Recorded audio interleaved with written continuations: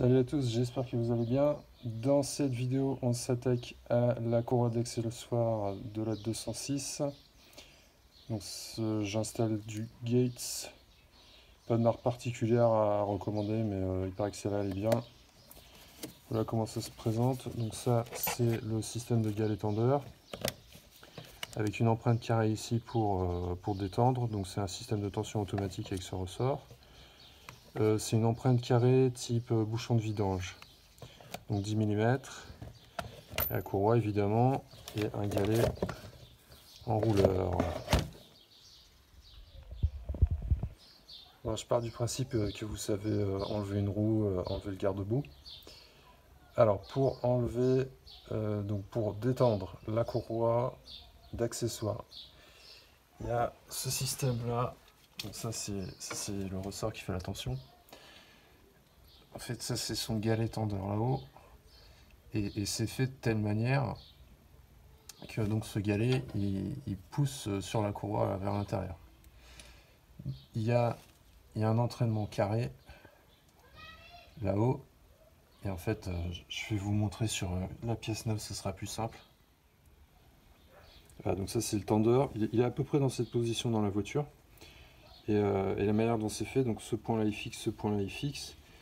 Et du coup, ce galet a tendance à rentrer et donc à tendre la courroie qui passe comme ça.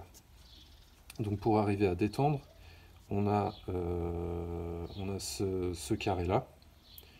Alors j'ai vu une vidéo où quelqu'un utilisait cette vis pour détendre parce qu'il y a plus de bras de levier et il y a plus d'accessibilité. Le seul problème c'est quand on commence à tourner donc, dans ce sens-là, on desserre la vis. Donc ça marche pas. Donc il faut vraiment utiliser ce carré. On peut, donc c'est un carré de 10 mm.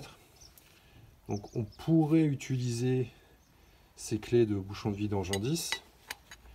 Voilà, ça rentre, on fait tourner. Le problème c'est que celle-là elle est trop coudée, elle est trop courte. Donc il n'y a pas assez de bras de levier, donc ça marche pas. On a cependant de la chance, c'est qu'en fait ce carré des outils en 3/8 passe. Et donc on va repasser sous la voiture. Alors, hop là.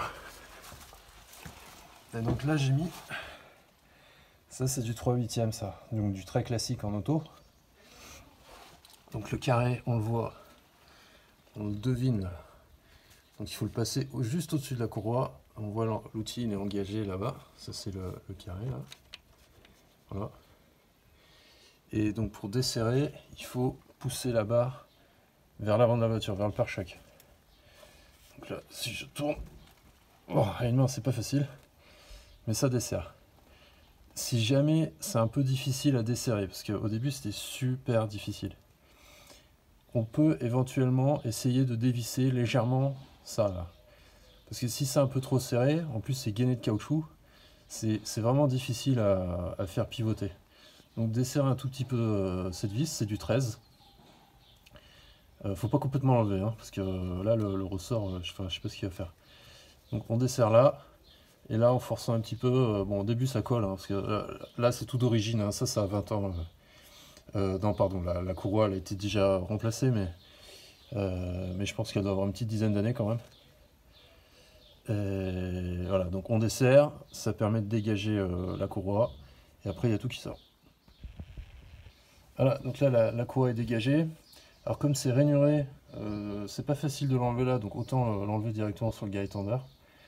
Voilà, la courroie est sortie, maintenant ce qui reste à enlever, ça va être de l'ail dégagé, de retirer ce galet en rouleur, donc il fait partie du kit accessoire, et ensuite retirer donc le tendeur, donc c'est une vis ici, et là-bas, il faut d'abord retirer ce galet en rouleur. Il y a une vis, alors là sur mon montage, je pense que c'est du Peugeot, c'est du Torx.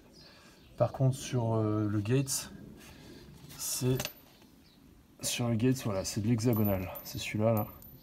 C'est de l'hexagonal, donc en fonction de vos kits, ça peut changer. Alors le remontage de la courroie, c'est un petit peu plus compliqué que le démontage. Donc ce qu'il faut commencer par faire, moi je l'ai mise d'abord là-haut au niveau du moteur direction assistée. Ensuite, je le passe, il y a l'alternateur, galet enrouleur, poulie de clim, là le poulie de vilebrequin.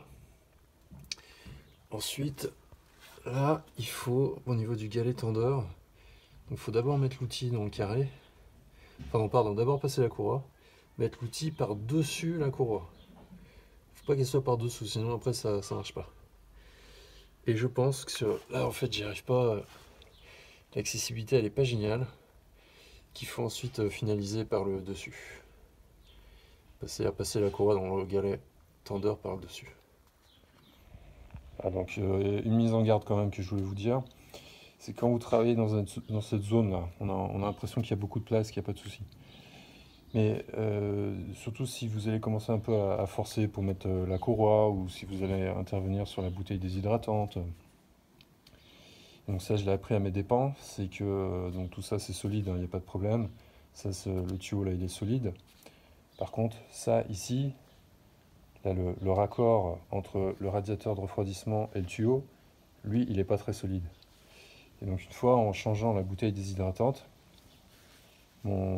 j'ai un peu trop forcé sur le tuyau, ce qui a forcé là sur le raccord et l'a cassé. Et les radiateurs, c'est du polyéthylène. C'est irréparable. Donc déjà, le radiateur, ça a un petit peu coulé, un petit peu le liquide de refroidissement qui a coulé. Mais surtout, la voiture ne peut plus rouler, hein. Le radiateur, là, il faut que ce raccord fonctionne, hein. C'est le retour des gaz, là. Et donc, faites attention à ça. Allez, j'y suis arrivé, c'est bon. Alors déjà, le trou de pige le fameux trou de pige du tendeur, alors, j'ai jamais trouvé. En tout cas, le diamètre du trou, si vous voulez savoir, c'est 6,5. Donc, j'ai essayé de mettre une paire. Voilà, d'ailleurs, là, au fond, là. Le fourré de 6,5 que j'ai essayé de mettre dans le soi-disant trou de pige, mais il n'arrivait jamais à prendre. Bon, à l'occasion, il faudrait un prochain redémontage que je regarde vraiment où est-ce qu'il est positionné. Si vraiment il y en a un également. Alors, vous voyez, j'ai dû faire par-dessus. Par-dessus, c'est-à-dire, j'ai fini de mettre la courroie en étant là debout. Parce que sinon, par en bas, j'avais pas assez d'effort. Et les bras sont pas dans une bonne position. Donc c'est d'étendre le galet tendeur. Alors la courroie souvent elle se prend dans la vis du galet tendeur, ça c'est un petit peu pénible. Mais bon, on arrive à la dégager. Après, avec un peu de mal, on arrive à passer la courroie derrière le galet tendeur. Et on est bon.